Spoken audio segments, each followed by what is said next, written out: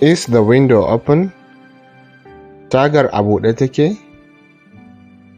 Yes, it is open. Eh, a buɗe take. Can you close the window? Za ka iya rufe tagar?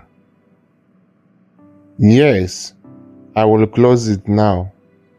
Eh, zan rufe ta yanzu. How many windows are in this room? Tagogi nawa ne a cikin wannan ɗakin? There are 2 windows. Tagogi biyu ne. Is the window clean? Tagar a tsaftace take?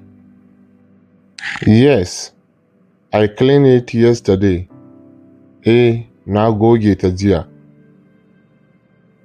Can you see outside from the window? Kana iya ganin waje ta cikin tagar? Yes, I can see the garden. Eh, ina iya ganin lambu. Muna sayar da littafin koyon Turanci da Hausa na waya, mai ɗauke da darussa guda 100 masu sauƙi na koyon harshen Turanci. Kuɗin littafin Naira 4,500 ne. Idan kuka sayi littafin za mu tura muku da littafin ta waya, sannan za mu tura muku da bidiyoyi guda 100 na darussan da suke cikin littafin.